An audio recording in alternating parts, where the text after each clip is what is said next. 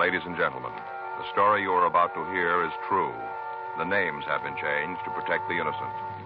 Dragnet.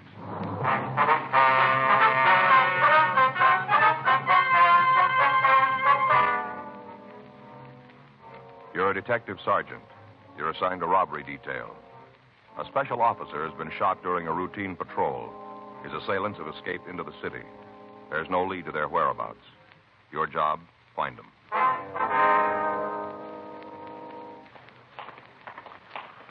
It was Saturday, May 21st. It was warm in Los Angeles. We were working the night watch out of robbery detail. My partner's Frank Smith. The boss is Chief of Detectives Thad Brown. My name's Friday. We were on our way back from the scene, and it was 10:56 p.m. when we got to Georgia Street Receiving Hospital. Treatment room. That's you, Doctor? No, ma'am. Police officers. Doctor said we could ask you some questions. About the robbery? Yes, ma'am. It's my partner, Frank Smith. My name's Friday. Hello, Miss Montgomery. You heard anything about Keith? Is he all right? Well, the doctor's still with him. Is he going to be all right? We better talk to the doctor about that, I think. He tried to stop the men from robbing us. Tried to throw him out of the store. Yes, ma'am. Now, can you tell us what happened? Well, I guess so, if the doctor said I could. Well, anytime you don't feel like going on, just tell us, please. All right. What time did the man come into the store? About 9:30, right around in there. Yeah.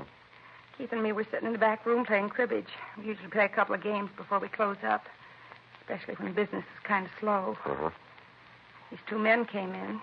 Keith went out to wait on them. Did you go with him? No, wasn't any reason to. Just two customers, no reason for me to go out. Looked like they came in together. You could see him from where you were, huh? Oh, yes. We had the card table set up right in the doorway of the back room. All right, ma'am. So I can go on? Well, Keith went out and asked them what they wanted. Yeah. One of them said he wanted a bottle of vodka. Keith asked him what kind, and the man said it didn't make any difference. Said he wanted 100 proof, though. Uh-huh. Keith got the bottle off the shelf and came back. Told the man how much the bottle was, and that's when the other man pulled out the knife. You say the second man drew the knife, huh? That's right. Short fella. Had this kind of knife with a spring blade where you push a button and the blade snaps out. You know how? Yes, ma'am. Did the men know you were in the back room? He must have. All he had to do was look through the door, and they'd have seen me. I wasn't trying to hide. All right. Feel like going on? Yes. The doctor gave me some kind of pill. It makes me a little numb, but I feel all right. All right. You please go ahead. Now, what happened after they pulled this knife? Well, the short one told Keith to give him the money. Said it was a holdup. Could you remember his exact words? Oh, I don't know. Seems he said, "All right, old man, this is a stick-up. Put all the money in the register in a paper bag and don't cause any trouble." That's as near as I can remember. That's what he said. All right. What happened then? Well, Keith told him to get out of the store. Said the two of them were too young to get mixed up in that kind of foolishness. Told him to get right out. Yeah. Little fella, the short one with the knife, grabbed Keith and told him they weren't playing games, but if he knew what was good for him, he'd do like he was told. Had the knife right at his chest. I thought he was going to cut Keith. Mm-hmm. That's when I came out of the back room, when I thought they were going to hurt Keith. All right. You go on, please. Yes. I want to get this over and tell you what you need to know so you can catch the fellas. All right, ma'am. What happened when you came into the store? Well, I tried to get the men out of the place, told them that if they knew what was good for them, they'd leave right then. Uh-huh. Might as well have been talking to a wall. They didn't pay any attention to me. Yeah. Well, that's when I tried to get to the phone. I wanted to call the police. What was your husband doing at this time? Standing there trying to keep from moving into the knife. This short little fella had it pressed right against his chest. Had the point right here. Keith made any kind of a move, he'd have been stabbed. I see. When they saw me go to the phone, the tall one grabbed me and hit me with his fist closed. Hit me about as hard as he could. As soon as he did that, Keith seemed to go crazy. Wrenched himself away from the one with the knife and jumped on the tall man and fought him as hard as he could. Yeah. Terrible the way it happened. Yes, ma'am. The tall man hit Keith along the neck with the edge of his hand and knocked my husband down. Then the little fella jumped on him, held his knife right at his throat and told him to take the money and put it in a bag, that he didn't want any more trouble or he'd kill us both. All the time he had the knife right here at Keith's throat. Yes, ma'am. Your husband did what they said? That's right. He opened the register and gave him the money, put it in a paper bag. I thought they'd leave after that, but they didn't. Only made it madder. Why was that, do you know? It wasn't enough money, only about $30 or $35. They said we had more in the back room, and they wanted that, too. Said for us to get it or they'd kill us. Well, did you get it for them? Yes. I went back and took it out from where we hid it, handed it right over. Mm-hmm. What'd the doctor say about Keith? He must have said something. Frank, would you check with Dr. Sebastian, see what's going on in there? Yeah, I will. Would you go on, please? After they got the other money, the two men left the store. Put the cash in the paper bag and walked out. Said to me to stay still for 5 minutes or they'd come back and kill Keith and me. Mm-hmm. When did the special officer come into the store? We didn't. Ma'am? He drove up when we were arguing with the men on the sidewalk, and after they left the store, Keith got up and ran after them, tried to hold him. Well, did the officer know what was going on? No, not at first. He thought it was just an argument. When he walked up, Keith tried to tell him that the store was being robbed, but the tall robber said it was just a personal fight. Said it didn't concern anybody else but Keith and him. Were you on the sidewalk at the time? Yes, right beside Keith. I see. Robert said that Keith was just an old crackpot trying to cause trouble, that the officer should forget about it. Yeah. I guess it didn't sound very good to him because he said it'd be better if Keith and the men talked to a policeman. That's when the tall hold-up man grabbed the gun and shot. At the officer? Yes. Grabbed the gun out of his holster and shot him in the stomach. What happened then? The smaller of the two stabbed Keith a couple of times, and both of them ran down the street. Did you see where they went? Yes. They got into a car that was parked about a half a block away. Jumped into the car and left. All right, Miss Montgomery, just a couple more questions now. Did either of the two men use a name at any time? What do you mean? Well, when they were talking to each other, did they use a name of any kind? Do you remember? Yes. When they shot the officer, the big one, he did the shooting. He said, "Come on, Hank. Let's get out of here." Like that, he said it. I see. Now, was there anything outstanding about the two men that you can remember? Anything that would make them easier for us to identify? Oh, I can't think of anything right off. Just that one was tall and the other one was short. That's all I can think of. About how tall, do you remember? The big one? Yes, ma'am. Oh, over 6 feet. I'd say he was about 6'3", maybe even more. Mm-hmm. Did he have any special marks or scars that you can recall? No, nothing like that. Now, how about the short one? Anything to make it easier for us to identify him? Oh, just his fingernails. How do you mean? They looked like he'd never cleaned them. Real long and dirty. I remember that. Was there anything else? No. Did either of them speak with any kind of an accent, would you remember? No. Sounded just like anybody else. Nothing special about him. I see. Joe? Yeah, Frank? See you a minute. Yes. Did you find out about Keith? Did you talk to the doctor? He'll be right in to see you, Miss Is Montgomery. Keith going to be all right? Why don't you tell me what's happened? Try to take it easy, ma'am. The doctor will be right in. All right, but tell him to hurry, please, please. Yes, we'll do that. Did you call county? Yeah, they're operating on Holman. How's he doing? Well, as soon as they get the bullet out, he should make it. Wound's not serious. What about Keith Montgomery? He just died. Knife wound.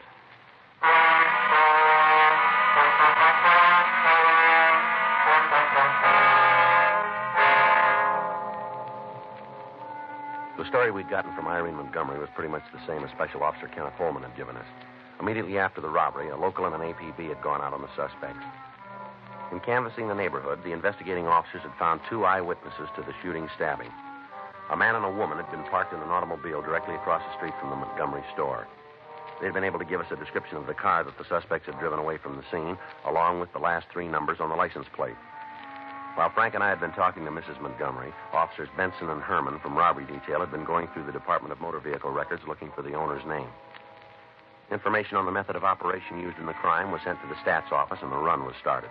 The moniker file at R&I was checked for a suspect with the nickname Hank, who matched the description of the smaller thief. The two eyewitnesses were brought into the city hall to go through the mug books for a possible identification. While Frank went to the office to check with Benson and Herman, I worked with the witnesses. No.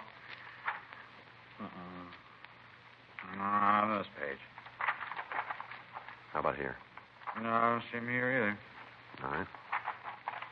Oh, wait a minute. This fellow here, see? This one? Yeah, it's not the hold-up man, but he's got the same kind of ears. Close to his head like... Yeah, same kind of ears. You're sure it's not the man, though? Just got ears like him. All right, Mr. Steele, would you go on, please, here? Mm-hmm. I remember those ears. I used to go to school with a kid that had ears like that. Junior high school. Yes, sir. He's a mean kid. I'll never forget him. He's real mean. Don't guess I thought of him for at least 15 years. Never forget him, though. Mean. Yes, sir. He waited for me after school once. Had a big fight. I don't even know what it was about. Big fight. Really beat me up. Yes, sir. Sure like to meet him now. It'd be a different story. Yes, sir. Now, how about right here? Do you see either of the suspects on these pages? No. No picture in this book. You got another one? Yeah, I get it. All right. Say, how many more you got of these things, anyhow? There's quite a few. You can see them right here on the shelf. You want me to go through all of them? Well, we'd like to have you check the pictures, yes, sir. That's going to take a while. You and your wife are the only two people who can give us an identification. Well, how about the woman who was held up? What's her name, Mrs. Holman? No, Montgomery. Holman was the officer who was shot. Yeah. What about Mrs. Montgomery? Can't she tell you about the robbers? She's under the care of her doctor. Her husband died, you know. What, from being stabbed? Yes, sir, that's right. That's too bad. We didn't know what it was all about, you know. Yes, sir. Me and Harry are just sitting there. All of a sudden, there's this fight and a shot. We didn't know what the frakes was. Yes, sir. Now, what if we can go on with the books here? Oh, yeah. Now, how about right here? No, not here. All right. Say, he's mean. What'd he do? Robbery. Yeah, you can tell. Look at the face. You can always tell. Yes, sir. No, I don't see him here. Perry. Sir? Perry Nicholson. That's the guy's name. One with the close ears. I remember it now. Haven't thought of him. 15 years. Perry Nicholson. Bully. Yes, sir. Sure like to meet old Perry now. It'd be a different story if he wanted to fight now. Oh, different story. Yes, sir. Joe. Yeah? A hold-up car. Yeah. They just found it abandoned.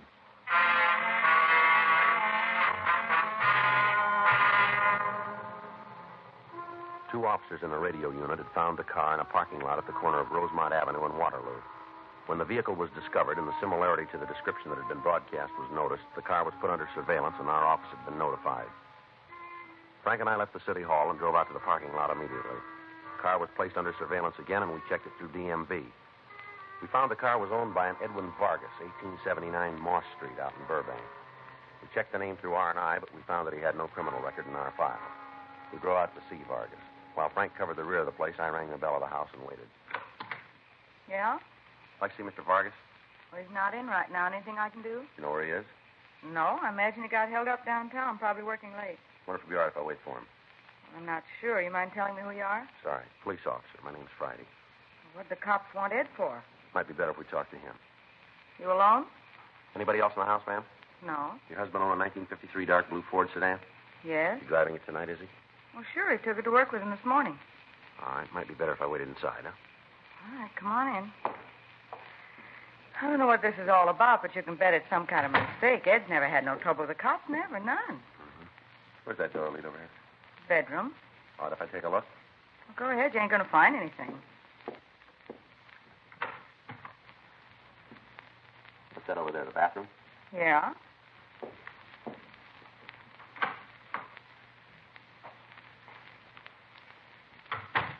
All right, just a one bedroom. No need for any more. Me and Ed don't have any children. Kitchen this way. Yeah. Say, if you're looking for something, maybe if you'll tell me what it is, I can help you. You just want to check the house, ma'am. This all there is to the house? I told you we don't need any more room. Let me see. Just unlocking your back door, ma'am. My partner's out there. All right, Frank. See you here? No. No, Who he's is not. this, another cop? This is my partner, Frank Smith, Miss Vargas. Hello. Seems to me you should be able to tell me what this is all about, Mr. Friday. Can you give us a description of your husband? Why? It might help us to get him out of trouble, maybe. He's in no trouble. You got something on your back and you're trying to dump it on Ed, and it isn't going to work. You want to give us a description? What do you want to know? How tall is your husband? 6'3", How old? 32. What color is his hair? Kind of sandy. Look, what is this, a third degree? What are you trying to prove with all these We questions? just want to get at the truth, ma'am. It's a kind of hard way to do it, if you ask me. Well, I'm sorry for causing you any trouble. You are. Where does your husband work?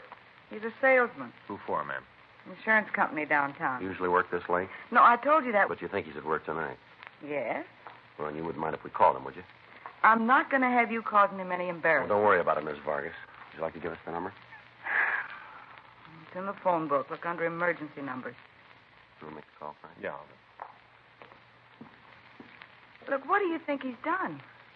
Police business, ma'am. I'm his wife. I got a right to know. It'll be better if we talk to him, I think. That's what you say. Your husband ever been in trouble with the police before? Not that I know of. How long you lived here? You mean in California? That's right. I was born here. How about your husband? He's been here a couple of years. Where's he from? New York State. Where in New York State? A little place right outside of Utica. Ever been in trouble back there, would you know? Well, if he was, he didn't say anything to me about it. How long's he had the job? Since a week after he came out, Ed's a smart guy. He'd have no trouble getting work. How about it? I talked to the building superintendent. Yeah. He says Vargas left at 5:30 this afternoon. The The description of the owner of the car used in the holdup, coupled with his absence, made him a prime suspect in the robbery. We continued to talk to his wife. She gave us some of the background on Vargas. She told us that they'd only been married a little over a year, and that they were still trying to pay off the debts that her husband had incurred before their marriage. She went on to say that in the last few days he'd been depressed about their finances, and that on that morning, Vargas had said he'd figured a way out for them. Frank called the office, and the broadcast was gotten out asking that the man be picked up and detained for questioning. 1:15 a.m. We asked Mrs. Vargas about her husband's friends. Isn't anyone Ed's real close to? Well, is there one man he's with more than the others, would you know? Maybe somebody he works with. No, unless maybe it's Vic. Ed don't have much to do with him, though. He knows I don't care for him. Don't like to have him around. Who's that, ma'am? Vic Noble. He works in the same office as Ed. And what's he look like? Oh, not much. Little guy, kind of nondescript. Never did figure out he could be a good salesman. I'd never buy anything from him. Honestly, it makes me nervous just to have him around. Yes, ma'am. Oh, excuse me. Yes, go right ahead. If it's your husband, it might be better if you didn't tell him we were here. All right. Hello? Yeah, honey, where you been? What? Well, do you know when? Uh-huh. Well, did you call the police? Well, you should have called them right away. Yeah. No, I'll drive right down and pick you up. You wait right there. Uh-huh. Well, right away. That's right. Well, look, tell me where it is. Oh, yeah, I know. Turn left, yeah. All right, I'll find it. You wait right there, will you? All right, goodbye. Bye. That was Ed. Yeah. You're going to have to find yourself another boy. Ma'am? Well, whatever this is, it has something to do with Ed's car, doesn't it? That's right. And then you're all wrong about Ed. He couldn't have had anything to do with What it. do you mean? Ed's car was stolen tonight.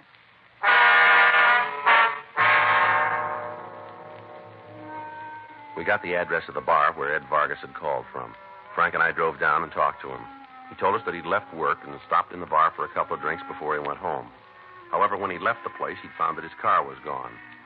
He returned to the bar and spent the next several hours trying to figure out what to do. We talked to the bartender, and he verified Vargas' statement that he'd been in the place all evening. He was released from custody and allowed to return home. Frank and I continued to talk to the bartender. Got to get ready to close up pretty quick. Just a couple more questions. Will you mind if I clean up the back bar while we talk? No, sir. Go right ahead. Thanks. Well, what do you want to know? You told us that Vargas came in about 5:45.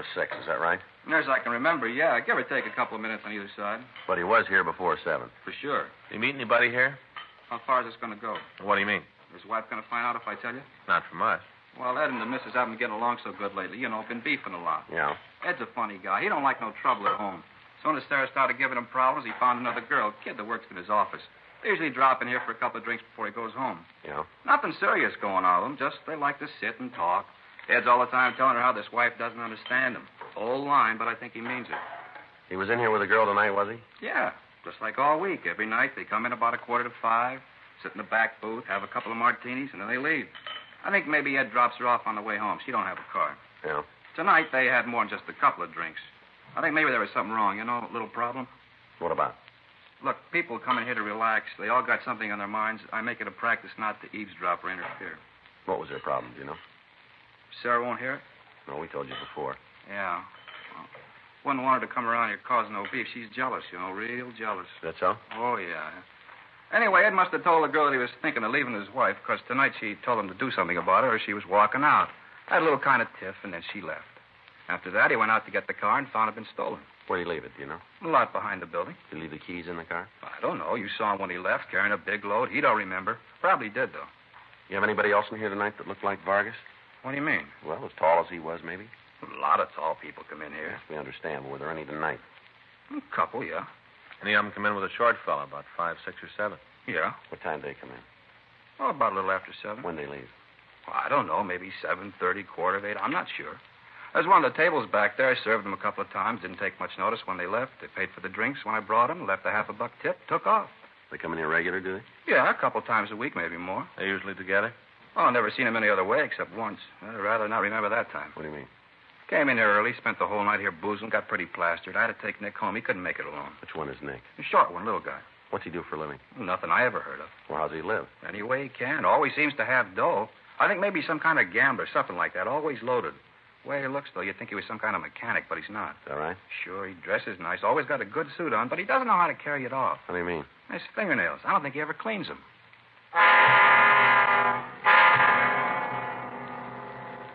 We We got complete descriptions of the two men. They matched those of the thieves perfectly. The bartender closed the place and took us down the street to a hotel where he said he'd taken Nick Roxford. We talked to the desk clerk, but we found that Roxford had moved several months before. By checking with some of the people in the hotel, we got a forwarding address for him. It was a cheap rooming house down on South Pico. Frank and I went by the city hall and ran the name through R&I. We found that Roxford had an arrest record for petty theft in ADW. He'd served a term in the county jail and was at present under the jurisdiction of the court. His mugshot was pulled and taken out to the witnesses for identification. We checked with the manager of the boarding house, and we found that Roxford and a Henry Larson were registered in one of the rooms. In the company of the manager, we went up to the room, but the pair wasn't in. We contacted the office and told them where we were. They told us that Roxford had been positively identified as one of the hold-up men. We settled down to wait for the suspects to come back. 3:30 a.m., 4, 5, 5:15 a.m. Sounds like somebody's coming. Well,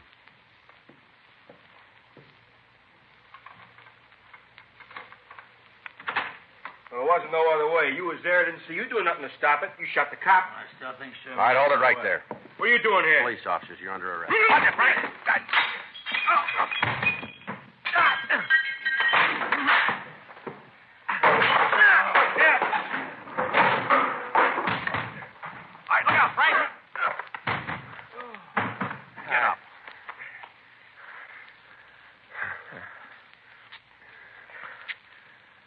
They made it kind of rough, didn't they? Yeah, they did. All right, come on. Get up. Come on. Get on your feet. Now, let's take them downtown. Yeah. I better check the cuffs. Don't want them too tight. No, you might hurt them, huh?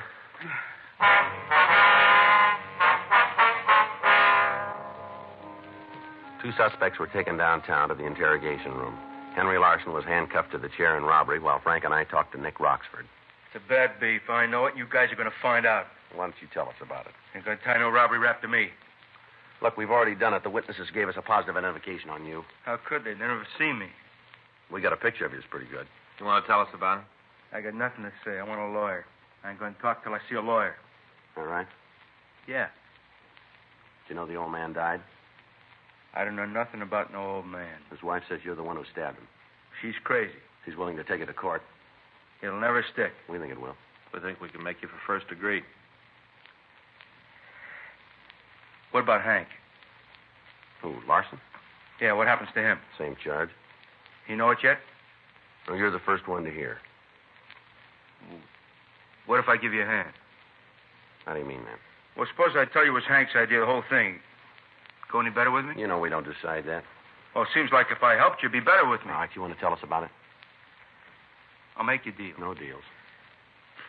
Look, just promise me you won't tell Hank if I give you the real story, huh? All right, go ahead. Well, the whole thing was his idea right from the start. He cased the store. The whole thing was his idea. What about the car? Well, that was Hank's, too. He spotted it, said it'd make a good deal. You check the car, you'll find his prints all over it. All right, what happened after that at the store? Oh, it was Hank again. I didn't want no part of it. Hank made me.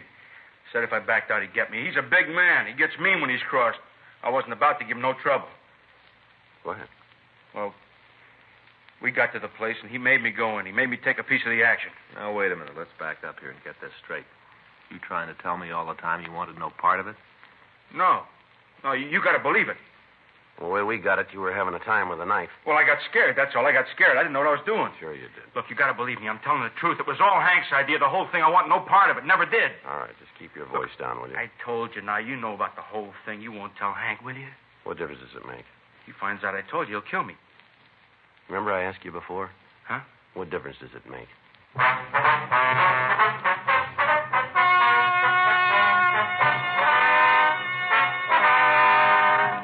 Henry Taylor Larson and Nicholas John Roxford were tried and convicted of murder in the first degree. On recommendation of the jury, they received maximum sentence and were executed in the lethal gas chamber at the state penitentiary, San Quentin, California. Dragnet is a presentation of the United States Armed Forces Radio Service.